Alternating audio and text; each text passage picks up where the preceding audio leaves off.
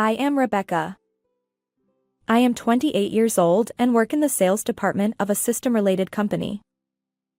My company has a lot of business trips and I work overtime every day. The work itself is harsh, but what's worse is that most of the employees, including the president, have a sloppy attitude towards work. Especially, Mr. Morris, the manager who is my boss, was too bad. He would dump his work on his subordinates and not go to sales, and spend the whole day browsing the internet at his desk.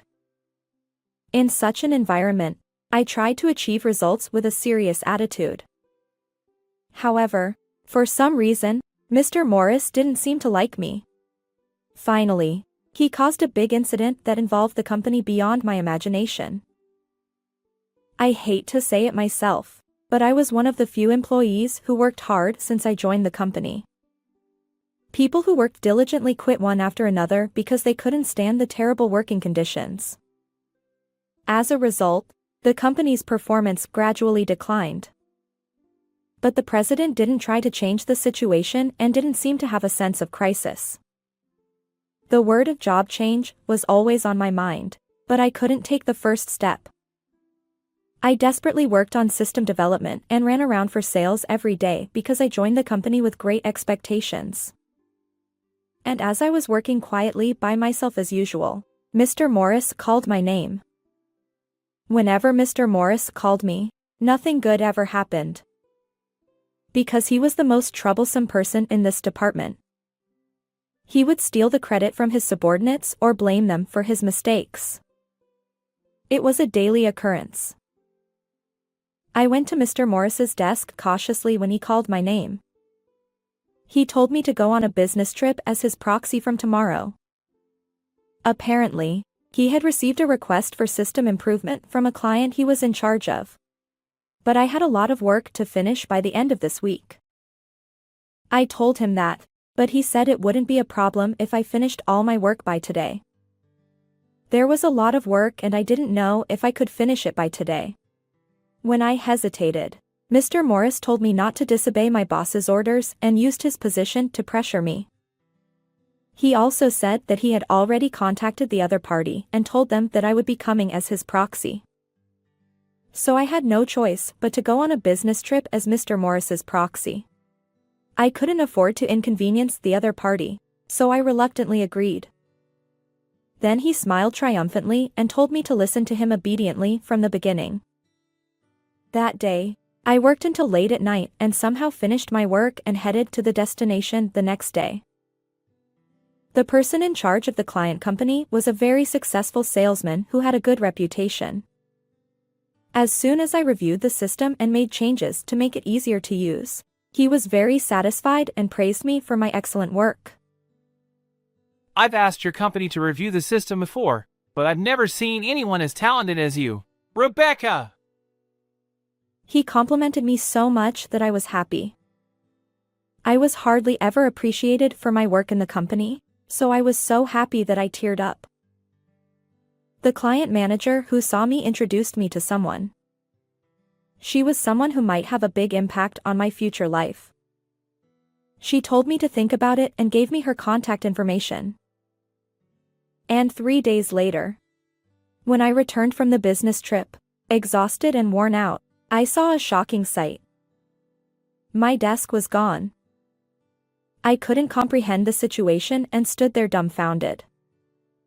Mr. Morris came up to me with a smirk on his face.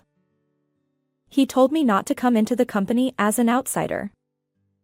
I was too tired from the business trip and the daily overtime to think clearly.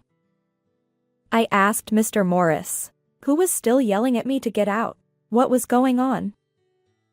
He said, "You didn't come to the company for 3 days, but you came back now. How dare you suddenly slack off your work? Do you think you can get away with it? We don't need useless employees like you. You're done." I didn't understand what he meant, and I asked him why I was slacking off when he asked me to go on a business trip. He said, "The client you went to was originally my responsibility, you know? So the results of the work are obviously my credit." Ha ha! I told the upper management that I went on a business trip and did the work. I couldn't believe his words. I panicked and said that it was impossible for him. He laughed maliciously at me. Do you think that common sense works in this company? You were obedient at first, but you became rebellious lately. That's your fault. We don't need subordinates who don't listen to their boss. I felt dizzy from his words. I worked hard every day, but this was too much. I started to tremble with anger at his outrageous behavior. He continued arrogantly. By the way, I thought you quit because you didn't come to the company. You're useless anyway, so I processed your resignation letter. It is impossible to submit a resignation letter without the person being present. When I asked what was going on, Mr. Morris said he had submitted a resignation letter on my behalf without my consent. And to my surprise, the president accepted it. At this point, I was so disgusted that I couldn't close my mouth. I don't care what happens to this company anymore. I swore in my heart that I would send this selfish and tyrannical Mr. Morris and the company to hell. You're ready for this, huh? I won't show any mercy. As I remained silent, Mr. Morris got carried away and continued. I feel refreshed now that there's no one like you who can't be flexible. Of course, don't expect any severance pay, okay? There's no way someone like you who didn't do any decent work can get a proper severance pay. I asked Mr. Morris, who was spouting unbelievable remarks, if he really wouldn't regret it. Why would I regret anything? Just get out of here. You're useless now. He laughed loudly. Is that so? Then I'll ruin this company. When I said that, Huh? he looked puzzled and couldn't understand. Hey, did you go crazy after becoming unemployed all of a sudden? There's no way you have that kind of power. He yelled at me. You'll regret it for sure, I said and left the company. And I headed to a major system company with my feet. It was a company run by a close friend of the manager I met at the business trip destination that Mr. Morris ordered me to go 3 days ago. I called the contact number I received from the manager. Then, a female president with a crisp voice answered me. When I explained the situation, she invited me to the company and talked to me in person. And I told her what happened at the company. She was very angry at the terrible response of the company. And she made me an offer and told me a surprising fact. A few months later, I woke up to the sound of my cell phone ringing many times in the morning. When I checked the call history, it was from my former workplace where I was fired. There were already more than 30 missed calls on my cell phone, and when the phone rang again, I reluctantly answered it. Then, Hey, what the hell is going on? I heard Mr. Morris's voice shouting at me. What is it? I think I have nothing to do with your company anymore? I answered with annoyance, and Mr. Morris seemed confused and started talking without any coherence. This morning, the president suddenly said that this company was going to be acquired. And most of the employees might be fired. The president said it was because you were fired. When I heard that, I laughed out loud as I expected. Mr. Morris got angry and asked me why I was laughing. Didn't you know anything about the situation of your company, Mr. Morris? I asked calmly, and he seemed puzzled by what I was talking about. Your company's management was declining year by year, you know? You had fewer and fewer clients than before. And that's why you couldn't maintain your business, right? He denied it and panicked. but I told him that this was an undeniable fact. Of course, the president must have known the situation, but he didn't seem to have any sense of crisis and was reluctant to reform the company and abandoned his responsibility. But I've never heard that we were in such a critical situation before. And there were some companies that wanted to do business with us, right? He was frantic and incredulous. Well, that's true. But wasn't that because the system I made was popular? The reason why the company could keep its business even though the president was like that was actually largely thanks to the system I made. By introducing the system, a lot of waste was reduced and the work was improved, and it was well received by many companies, and it contributed greatly to the company's sales. But that doesn't mean we can be acquired all of a sudden. If we had kept selling the system as before. He said that, but I asked him coldly. Let me ask you this. Is there anyone else who can manage the system besides me? He choked when he heard that. I was the only one who worked hard in my department, and of course I didn't hand over anything when I was fired. In such a situation, would there be any companies that would sign contracts with them as before? Even the stupid former manager could see the answer. Then, why don't you come back? He tried to patch things up as if he had an idea, but of course I refused firmly. That's not a joke. I will never go back. After all, it was Mr. Morris who suddenly fired me. And yet, he tells me to come back when he's in trouble. How selfish is that? No, thank you. Mr. Morris panicked at my words, but I didn't care. I coldly brushed him off, and he said, Fine. I'll cancel the firing that I did with my authority. I think the president will hire you back right away if you do. And don't you want to get a job soon? He tried to persuade me desperately, but I told him, I don't need that. I already have a new job. It's a major system company that plans to acquire your company. The former manager was stunned and called me a traitor.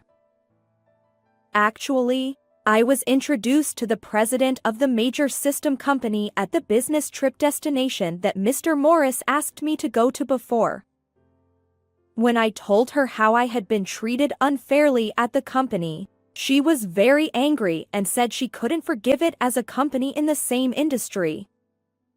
She was also very interested in the system I made and its rights.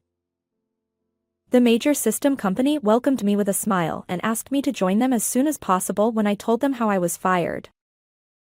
In addition, the acquisition talk was already going on between the presidents. I told him that the result wouldn't change even if I went back. Then Mr. Morris started to flatter me. Then, you can contact the female president, right? Then, can you please do something to get me hired too? They must want someone as talented as me, right? I don't want to be unemployed after I've been promoted so smoothly.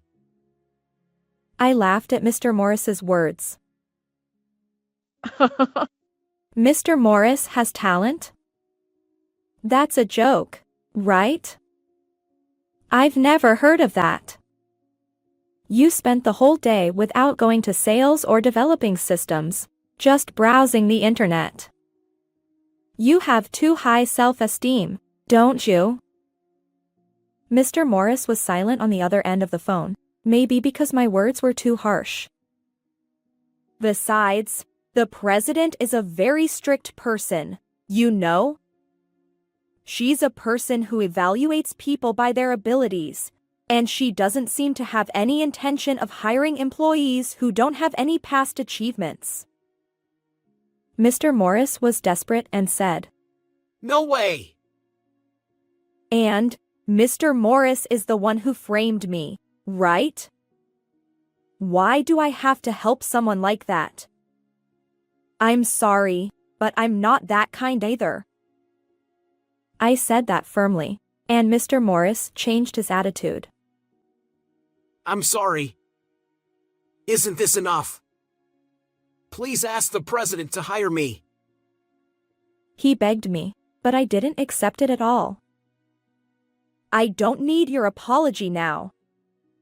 And if you want to work for our company so badly, why don't you take the entrance exam? Well, I think people who have been slacking off will fail. It's time to pay the price for looking down on your work. Give up and accept it. Mr. Morris couldn't say anything at the end. I heard him sniffling on the other side of the phone, so he must be lamenting his miserable future. I was able to tell him everything I wanted to say, and I hung up the phone feeling refreshed. After that, my former workplace was acquired by a major system company as planned. Most of the employees who didn't do any work were fired. A handful of employees who worked hard and achieved results like me were rehired. Mr. Morris also tried to stick around, but of course he had no achievements or results and was fired as well. He lost his job suddenly and panicked to find a new one, but he lacked the experience and knowledge to get a job in the same system industry. He ended up having to live on day labor jobs. The former president also intended to escape alone after being acquired, but he couldn't repay his debts that had piled up from repeated business failures, and he was chased by debt collectors. On the other hand, I got along with my new workplace and was able to work in a much better environment than before. If Mr. Morris hadn't forced me to go on a business trip at that time, I wouldn't have met this wonderful connection, so I'm grateful to him for that. I want to keep working hard and contribute to the new company. How did you like this story? Please also subscribe to our channel. See you in the next video. I haven't eaten for 3 days since Daddy died. Help me! My daughter suddenly came to visit. She was emaciated, wearing tattered clothes. What on earth was going on? I couldn't make sense of it, but due to certain circumstances, I decided to ignore her. It's not my concern. But then my daughter's demeanor changed. What? Are you still my mother? Are you going to abandon me? Certainly, as a parent, one would try to help a distressed child, but I couldn't. Because, can you all guess the reason? I'm Abby, 58 years old, working at a hospital as a medical secretary. I lived alone in an older home. However, it wasn't always that way. 18 years ago, I was married and lived with my family of 4. My husband, Cyrus, 3 years older than me, was a kind man. His stepdaughter, Ashley, had just turned 3. We met through mutual acquaintances, but Cyrus's wife had recently passed away, leaving young Ashley behind. My mother helps with raising Ashley, but she's getting older, and I worry about her. Plus, it's heartbreaking for Ashley to grow up without a mother's love. You're very kind. I was drawn to Cyrus's kindness and gentle nature when it came to Ashley and his mother.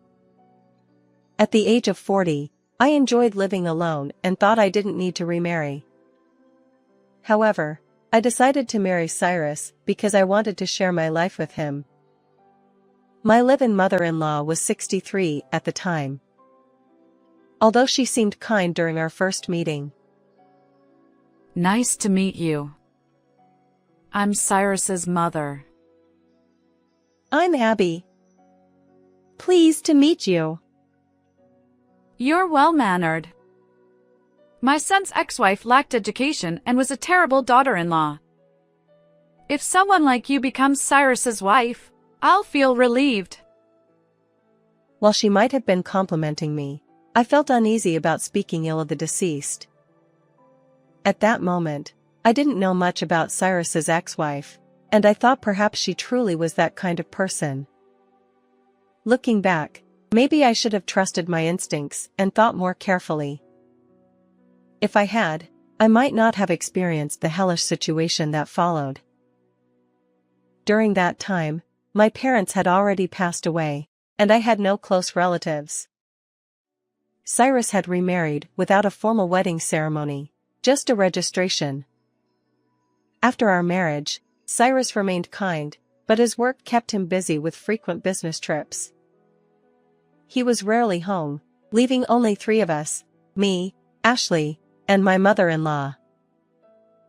I had hoped to be a good mother to Ashley, but my mother-in-law insisted on raising Ashley herself.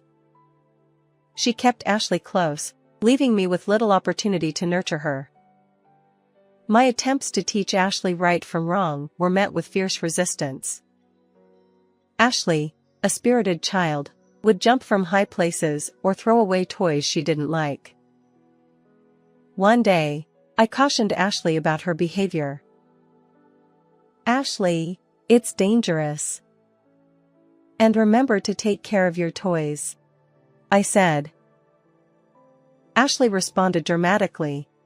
"Grandma, Mom scolded me. Help." Ashley, unaccustomed to reprimands, clung to my mother-in-law for support. In response, my mother-in-law glared at me with an intensity that left me speechless. Raise her without scolding. Praise her instead. My mother-in-law snapped. After all, you're just a bloodless stranger. I felt torn. I didn't want to burden Cyrus, who was already busy with work, but I worried about Ashley's well-being. When I gently discussed it with Cyrus, his expression changed. His eyes widened, and his lips trembled as if he feared something. Sorry. My mother gets emotional about Ashley. Cyrus confessed. I'll try to talk to her. Please don't worry too much, Abby. But it's not about me. It's Ashley I'm concerned about, I replied. Cyrus didn't say more, but it seemed he had spoken to his mother. Despite her softened tone toward me, my mother-in-law remained adamant about not allowing me to interfere in Ashley's upbringing. As I feared, Ashley's stubbornness grew worse. She'd point at TV commercials, demanding we buy whatever she desired. "Look. I want this. You have to buy it." Ashley would insist, throwing tantrums. My mother-in-law would relent, saying, All right, Ashley. I will buy it. Don't be upset. Ashley throws tantrums until she gets what she wants. When she was younger, it was mostly toys and inexpensive treats, but as she entered middle school, she started craving expensive items. She shamelessly begged for brand-name clothes and bags that her wealthy friends owned. My mother-in-law tried to buy these things for her, but eventually, money became tight, and she turned to me. As a mother, it's only natural to buy what she wants. See? Stepmother is heartless. Ashley also berated me. I consulted Cyrus. What? Ashley is that demanding? Cyrus seemed surprised, and no wonder. Ashley only played the obedient, cute child in front of her father. Cyrus lovingly advised Ashley. Ashley, we're things within your means. Not everything you desire is attainable. Learning to be patient is important.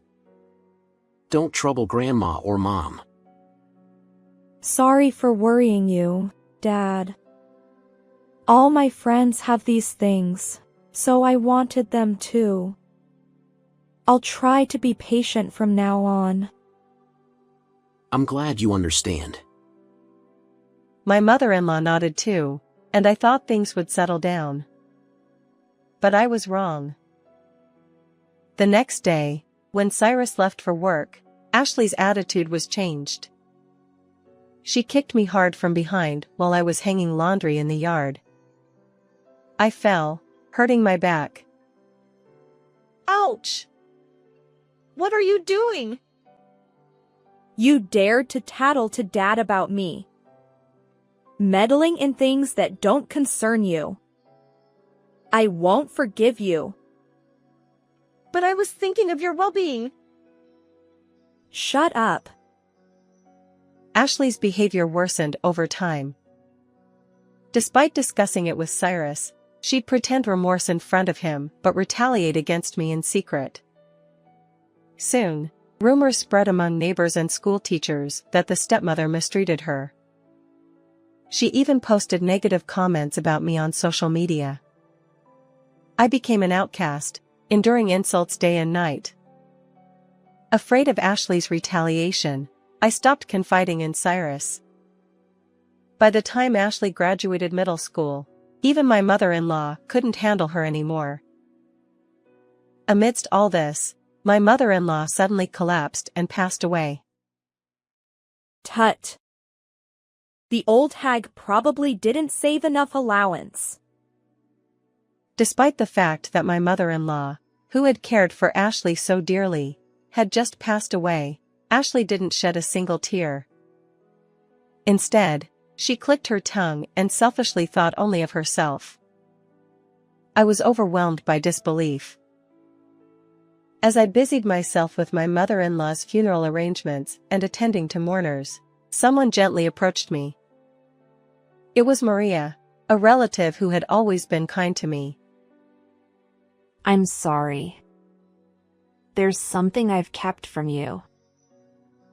She proceeded to reveal the shocking truth that my husband's ex-wife, Ashley's biological mother, had been a remarkably kind person. However, she suffered severe mistreatment from my mother-in-law, was separated from Ashley, and ultimately succumbed to despair, taking her own life. I was in shock. I realized that I, too, had been on the brink of mental anguish, just like Ashley's biological mother. When I asked Cyrus about it, he apologized sincerely. I had strongly advised my mother not to burden you with such feelings. I couldn't blame Cyrus, who had always been kind to me. At that moment, Ashley's harassment weighed more heavily on me than my mother-in-law's passing, but I couldn't bring myself to confide in anyone. Ashley was that terrifying. I considered facing Ashley once more, but by then, it was too late. Her behavior had deteriorated further. As middle school graduation approached, she skipped classes, roamed around with heavy makeup, and pilfered money from my wallet. When Cyrus was present, she behaved innocently, but in his absence, she intensified her cruel harassment. She spat at me and even threw objects at me unexpectedly. Why do you behave so horribly? You act sweet in front of your father. Humph. Dad's wealthy, you know. All the assets will be mine. You're in the way. Get out of this house. I don't need money. I just wanted to be your mother. Shut up. Ashley seemed impervious to my words. She grabbed my hair, dragged me, and kicked me from behind. My body was covered in bruises. Her harassment escalated, and during Cyrus's extended business trip, I was finally forced out of the house by Ashley, who left me with nothing but the clothes on my back. It was a bitterly cold day, snowflakes drifting down. The neighbors viewed me as a wicked stepmother, and I couldn't seek help. Standing numbly outside the locked front door, shivering in thin clothing, I was startled when Cyrus returned from his trip earlier than expected. Abby? What are you doing out here? Taken aback by my appearance, Cyrus removed his coat and draped it over me. Tearfully, I explained everything. Though he listened sternly, his response surprised me. Leave. Get out of this house right now. Disappointed, I left Cyrus and the house behind. Fast forward 5 years. Although I had severed ties with Cyrus's relatives, I continued to maintain contact with Maria. She called me to apologize. Apparently, Ashley had threatened her, insisting that if she didn't reveal my address, there would be consequences. Why would Ashley suddenly need anything from me now? Soon after, the intercom buzzed, and the camera revealed a haggard-looking Ashley. Reluctantly, I opened the door. There stood Ashley, emaciated and wearing tattered clothes. I haven't eaten for 3 days since Daddy died. Help me! What on earth is going on? I was baffled but stood my ground. I have no obligation to you. Ashley's demeanor shifted dramatically. What? Are you still my mother? Will you abandon your daughter?